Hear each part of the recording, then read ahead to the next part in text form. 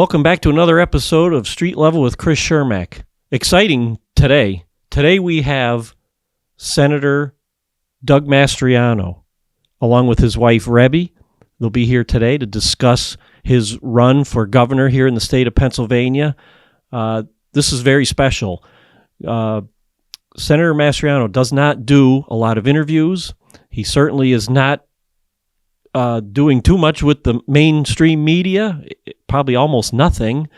So to have him here today on his busy schedule, traveling through all over Pennsylvania, to get him here is not only an honor for me to have him, but it's just very exciting. So today we're going to talk with Doug Mastriano, his wife Rebbie. So listen in. This ought to be a good one.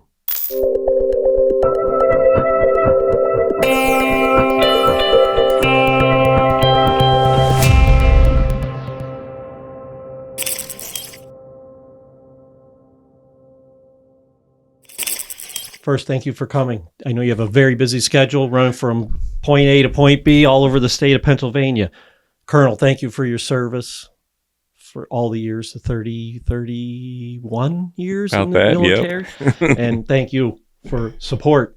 And, you know, I always like to thank all our veterans, our Gold Star family members, and our service members, you know, for their service. We wouldn't be here if it wasn't for you folks. So thank you. A lot going on. You're running against a tough opponent, Josh Shapiro, which, you know, he's Wolf's guy. And yes, he's, you know, I come from a small family business. I'm a county commissioner here in Lackawanna County. I'm the only Republican commissioner. So I have an uphill battle every day. Mm-hmm. I try to work with everyone the best I can, and it's tough some days. But I try to get along. We try to work things out. There's no room for politics here really at any level, but we have to do the right thing. Yep. Shutdowns. We'll start right there. I have the Mastriano plan right here, which is makes my life very easy. The personal freedom that you have listed are shutdowns. My family we're almost 80 years in the automobile business. My grandfather started it. We had to shut down. We had to close. You couldn't let anybody in a showroom to look at a car. I mean, seriously? So that can't happen. That devastated this country, and that can't happen again. Nope. And it will under Josh Shapiro. That's my opinion. Oh, there's no doubt. And so let's start then with the auto sales business. I believe 2,500 maybe dealers across the state roughly. And Wolf gave a waiver. Our governor allowed 25 to remain open. Yeah. And we don't understand the criteria. Was it political payback? Yep. Was it a donation to a campaign? And if those 25 could be open, why couldn't all 2,500 be open with the same conditions? So that personifies a problem in Pennsylvania. Huge. It was huge. That's just one thing. Yep. You know, my family business, it's small. If there's one person in the showroom, that's going to be it. So when this first happened, I was a brand new commissioner. I get sworn in. Next thing you know, it hits the fan. The world shuts down. A pandemic. There's no rule books. Everybody's, you know, this saying that. You know, we don't know what to do. And they start shutting businesses down. Mm-hmm.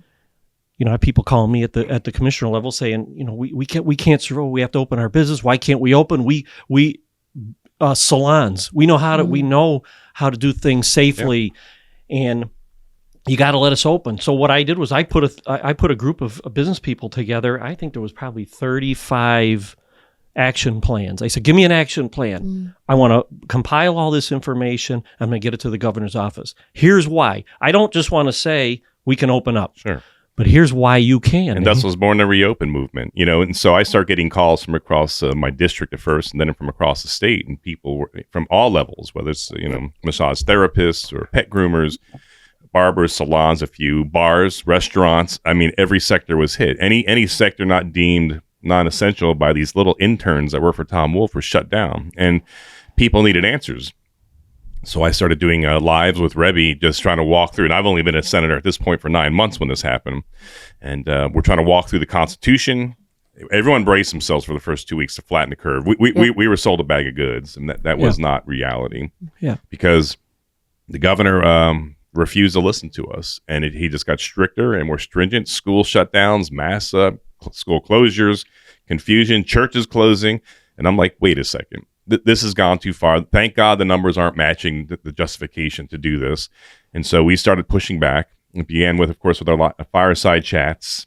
And then after that, they reopened rallies where thousands would gather. And it really was a crash course in the Constitution. And it was very frustrating. But that's where we stand, Pennsylvania. You have somebody in the form of Josh Shapiro, who's a little wolf. He's Wolf 2.0. He said as much in Philadelphia in an interview in June. He could not answer the question how it's going to be different. In fact, facts are stubborn things, as John Adams said. The fact is, Josh Shapiro supported every single shutdown, endeavor, restriction by Tom Wolf. And not only did he support it, he sued to keep the kids masked up. He sued to keep your business shut down. Meanwhile, while we're suffering, he's suing the Little Sisters of the Poor because he disagrees with their religious beliefs. So he's a religious bigot on top of that. Took him to the Supreme Court, wasting so much of our time and money. He thought it's a great idea to have boys in the girls' bathroom. He did several amicus in Florida and Virginia, and we know what happened last year in Loudoun County with that beautiful young lady being assaulted by a pervert, raped by a pervert, and her dad being hauled out in handcuffs in a school board meeting. That's the world of Josh Shapiro, and he's too dangerous and too extreme and too radical for Pennsylvania. We stand for freedom and individual freedom. Our motto is walk as free people. I fought. Unlike Josh, who never served his country in any capacity, a wealthy guy who's lived off the fruits of our labor and our sacrifice. My wife and I, have done 30 plus years active duty. You want to talk about our commitment to this nation?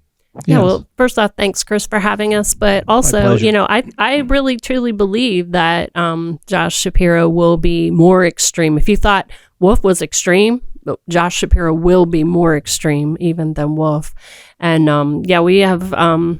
We've served 30 years in the military. Doug was an active duty member and myself as a supportive Army wife. We've moved 12 times. We've lived 12 years out of the country total. And, in that time in traveling and serving, we were always disheartened when we would come back to the USA and see that we maybe have kind of slipped a little further. We would be kind of shocked actually by the culture change when we were in Europe, and then we'd move back. And so it's been a slow sort of a decline, which Doug noticed. That's why he stepped up to run for the Senate seat, well, congressional first and then the Senate seat.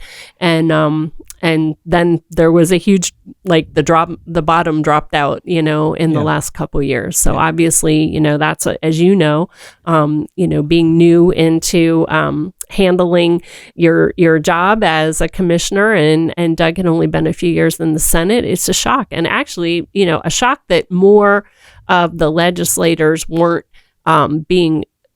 showing, more backbone. There were some, but it's a shock that, being Republican, that more weren't standing up. So I think it's just a culture that we have had of people kind of, going along for the ride, whatever was going to happen, they were just kind of, going to show very little resistance. And that's really what I believe has got us to the point we are today. I agree. I think they pushed us to the limits to see exactly how the country would respond and how much power they did have. And quite honestly, they shut us down. Yep. So, and we had good examples. We had Florida, South Dakota. Yeah, I hate the winter.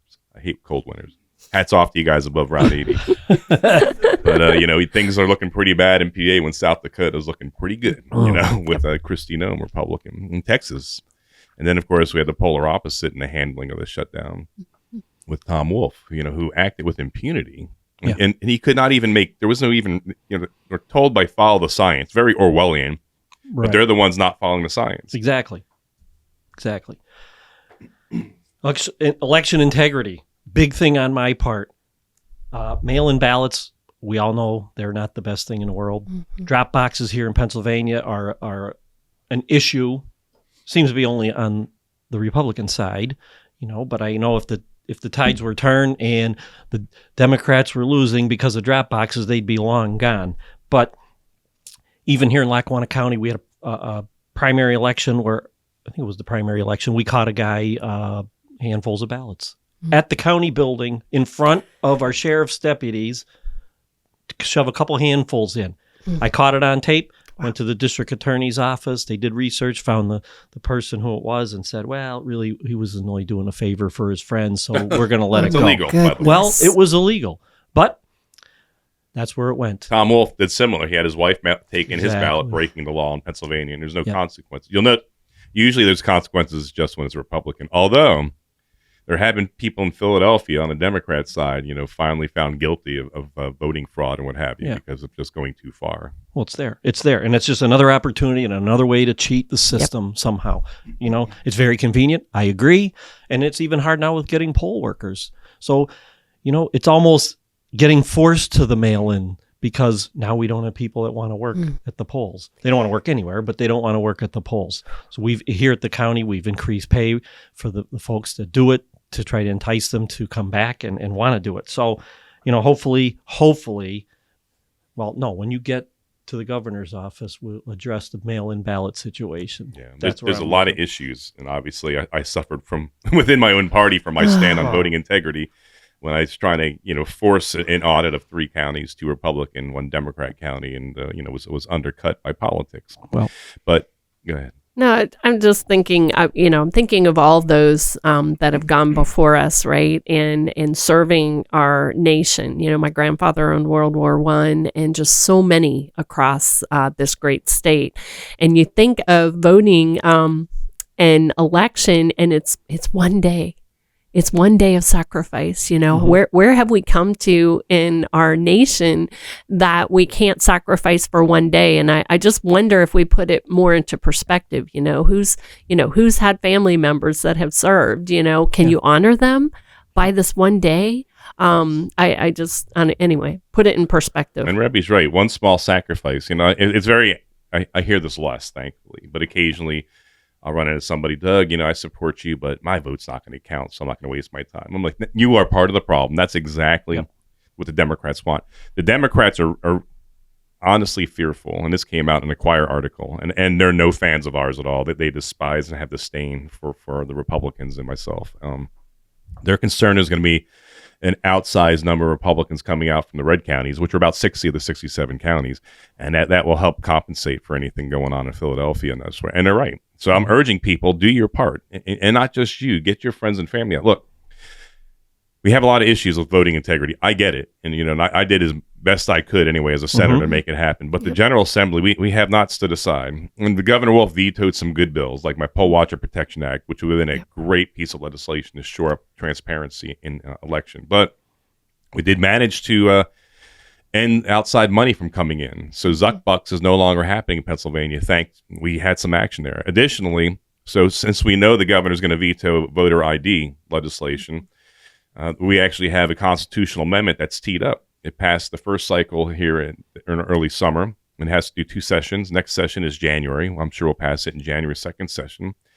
And then it'll go on the ballot in May. And the people of Pennsylvania decide if you want voter ID. The irony, Chris, of this is the Democrats, talk about how people are, Republicans like me are a danger to democracy.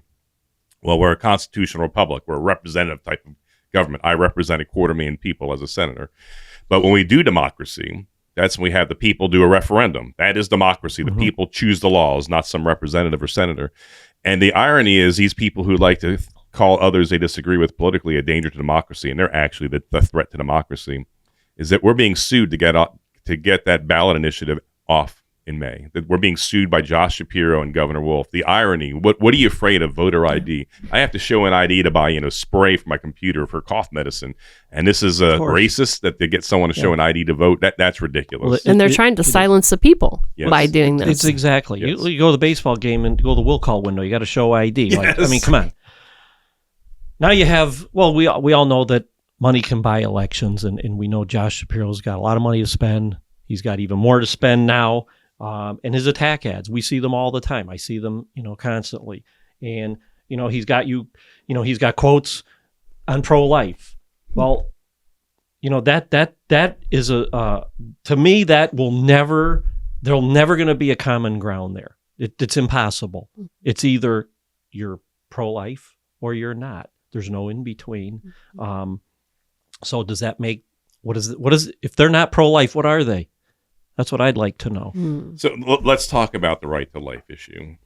And, the Democrats, Josh Shapiro wants to paint us as the extremists. Let's talk about who the extremist is. Yep. We go with the science. We follow the science. Yep. And the science has shown life actually begins at conception. Now, we could debate that.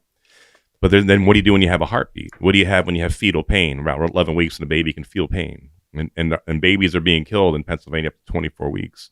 So who do you side with? Do you err with the science and the baby? Or do you go with this radical agenda where even when they're being born, Josh Shapiro says it's okay to slaughter and kill the babies? He's so radical that in 2011, I think it was, when he was a House rep, he's an extremist. He's dangerous on this issue. When the horrors of Gosnell came out, and that awful bloodthirsty place that Gosnell's running, where he's killing babies and also killing the moms as well, because he was just so sloppy, it was appalling. And then a study was done that there was more controls and protections in nail salons than in abortion clinics in Pennsylvania.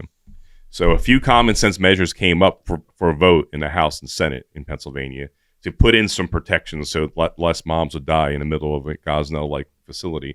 And Josh Shapiro is one of only a handful of Democrats to even vote against that basic protection. He's extreme on the ending the babies' lives.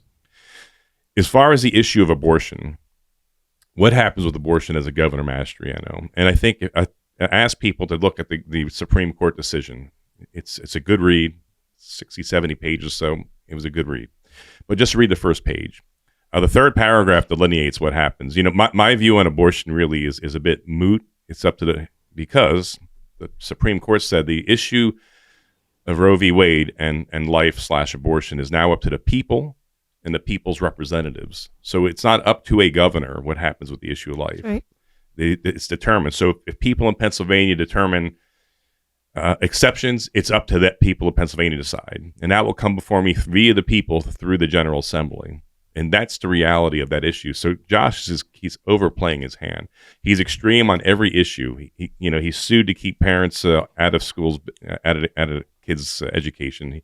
He's sued to keep the kids masked up for another year. Yeah. He's sued to keep business shut down.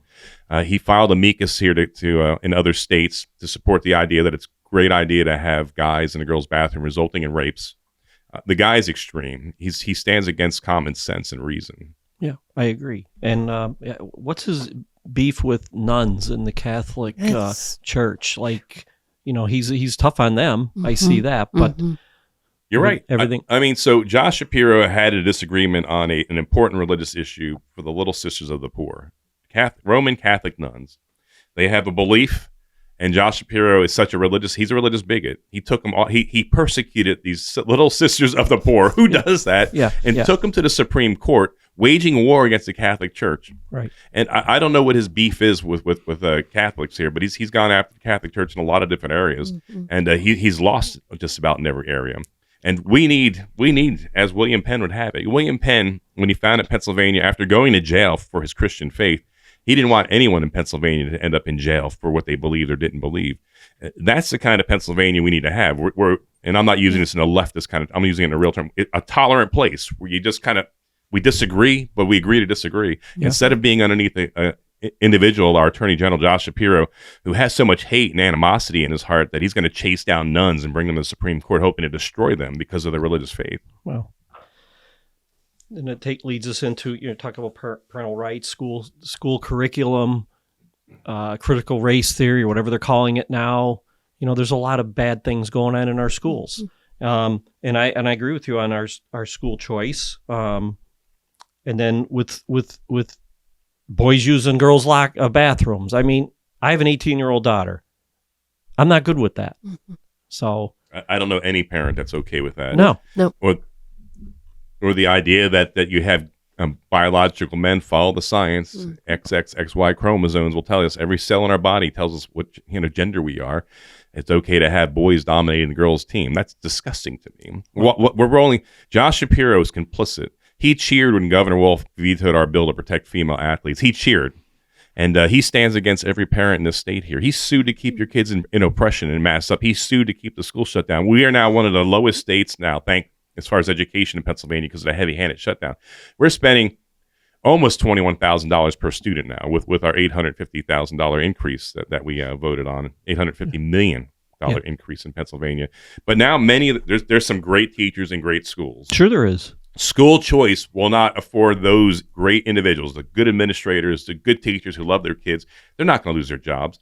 The ones that will lose their jobs are the radicals using their platform here they think it's okay to confuse 5-year-olds on their gender. That's not okay. Schools need to educate, not indoctrinate. It's not okay in Pennsylvania for schools to teach hate because of skin color. Aren't we bigger and better than that?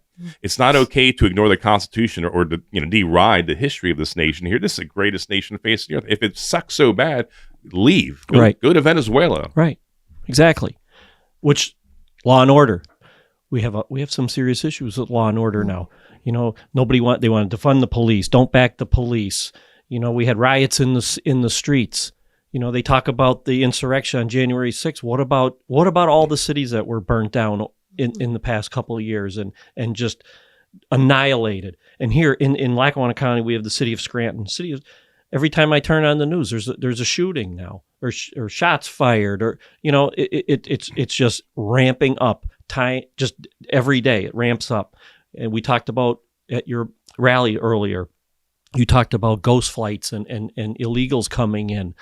Our borders are wide open. That's not a good thing. No. Not a good thing. Walls don't work. We have walls and fences around every governmental building or facility.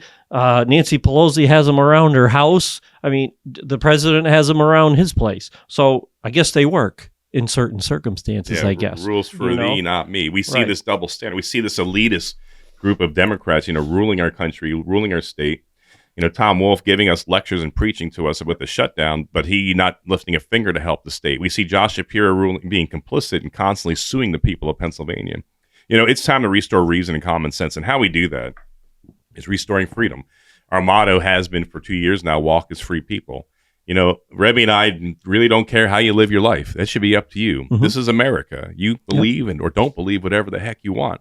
But under Governor Mastriano, it's going to be a new birth of freedom. We're going to bring in common sense ideals that will make the prosperity potential here in America and in Pennsylvania specifically. We're going to unleash the potential of our energy sector, which is huge here. You imagine how much prosperity will come to this region of the state when we start drilling and digging. And we're going to do it responsibly. So don't go for that red herring argument from the left. And we're going to do it so the money comes here to Pennsylvania, not to Vladimir Putin. Yep. And we can do it. We can do it better than any other nation in the world. We have some of the cleanest and most modern methods out there. The irony was in 2018, we had a really cold winter. It was terrible. And things got bad in Boston, Massachusetts. And instead of buying energy off of Pennsylvania because of these ridiculous rules that they have in our state and theirs, they had to bring in 2 ships from Siberia. Are you kidding me? That's 4,000 miles away they came in. And they're going to provide, money, millions of dollars to Vladimir Putin, who's now using that money that we enriched him with here to wage war on the innocent people of Ukraine. You see, Pennsylvania has the potential. So we develop our energy sector. My goal is to make us number 1 in energy production in the nation. So that's going to be tough because we got Alaska and Texas in the way. Mm-hmm. But I did throw the gauntlet down with the governor of Texas at the Republican Governors Association meeting back in Colorado in June or July, July. And I believe we can do that by rolling back so many of these ridiculous restrictions, by getting us out of the regional greenhouse gas initiative and just putting the power back in the hands of the people. That will create several 100,000 energy sector jobs, and then the supporting jobs around out beats hundreds of thousands more. And the money enriches the people. Opportunity will be here. Your kids will want to stay here and not move to other states because they're business friendly. You can make ends meet. And we'll try to drive prices down in the energy sector and hopefully in the grocery shelf stores as well. We do have some issues there, of course, with the federal government, and they're producing so much dollars and spending so much. But the focus needs to be on the people of Pennsylvania first. Yep. Well, and people need to wake up. We see a little falter in the gas prices. They're coming down just a tiny little bit. Well, of course they're going to come down. It's almost election time, But if guaranteed, if Josh Shapiro's in there, they're going right back up to $5, $6, $7, $8 a gallon. That's there's no question about it. Our taxes are high in the state of Pennsylvania, Lackawanna County, same thing. People are they're in rough shape. We're paying a fortune for our school taxes. I believe we got to figure a different way to fund our schools. You know, we can't find them funded on the backs of the property owners here in Pennsylvania. Right. I mean, this is crazy. And we're here in the middle. We're going to start a reassessment here in Lackawanna County. So we haven't had a reassessment in 50 years. So people are going to be rudely awakened when that happens, which I've tried to fight and kind of lost that. But we do. We have to be fiscally responsible, not only here in Lackawanna County, but in the governor's office. And I know that's what you will do. We do. And so we were told in 2014 or whenever the gas tax came up, we were told, and I was a private citizen then in the Army, that this gas tax would fix our roads and bridges, and our roads and bridges need help. Yep. But we were told that was a panacea, and we were lied to. The money, 40% siphoned off to elsewhere. We were told in 2004 under Rendell, bring in the casinos because all the money's going to Jersey, Atlantic City, and this will take care of property taxes. We were lied to once again. Yep. It's immoral to me that we have mostly elderly. The estimate is around 10,000 homes a year are being lost because of failure to pay property taxes. And then we have people that were good citizens, paid their taxes, raised their kids, and now in their golden years, and they're finding themselves, on the street without a house, and their house being auctioned off for pennies on a dollar is unconscionable to me. Yep. We got so many issues in Pennsylvania.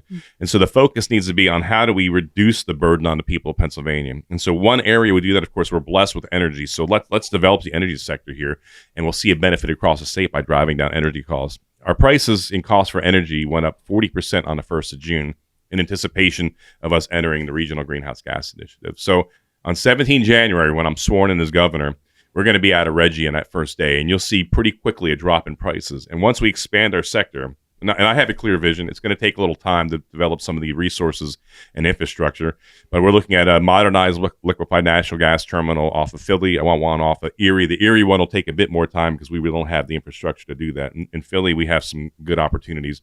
And then we can take care of ourselves first, and then become an exporter and start selling it to our allies overseas who are now finding themselves, not being able to take warm showers now in Germany because they're foolishly, as Donald Trump told them, drunk on Russian oil and gas. Yeah. And we could export Pennsylvania natural gas, especially over there. Lithuania has already pledged to me that they want to get it off of Pennsylvania. That pledge was, I was a colonel in the Army. It had nothing to do with politics. They're like, we love Pennsylvania and we want to get our energy off of you. So let's do it. We have opportunity. Yep, we do. Let's get back to being the Keystone State. Yes. We have the highway systems. We're in the northeastern part of the country where the majority of the people live. It's a no-brainer, and I know you can do it. So Godspeed. I can't wait. I want a front row seat when you're being sworn in at the governor. It's going to be beautiful. Yep. And, so safe travels. Keep up the good work. And, I'm here to support anything that you need. So I appreciate you coming in. And thank you, Rebbie, for coming in as well. Thank you. It was great to be here. Thank you. Well, I have to tell you, that was a great discussion with Senator Doug Mastriano and his wife, Rebbie. I'm so thrilled that they took time and sat with me for, which was really a few minutes, but I'm glad they took their time. It was great. And I encourage everyone to get out, do their own research on Senator Mastriano. Look at his bio and look at what he's done in his life. 30 plus years in the military, war veteran. I mean, they don't make him any better than that. I think he could be a great governor for the state of Pennsylvania. He's going to move Pennsylvania forward. And I encourage everyone, get out and vote. Tell your friends, tell your family. Don't be silent. It's time that we get some good people in our government that want to do the right things for the citizens. This is things that I try to do every day in my job, and it takes good people. Colonel Mastriano is a good person. He's got the right things in mind, and I encourage everyone to get his name out and support his movement. So thank you, and always remember, this podcast is paid for by the Friends of Chris Chermak. So if you feel that you'd like to donate to the Friends of Chris Chermak, help me promote my podcast in the future of doing this and get some other good people on the show, I'd appreciate that. So thank you very much, and we'll see you on the next show.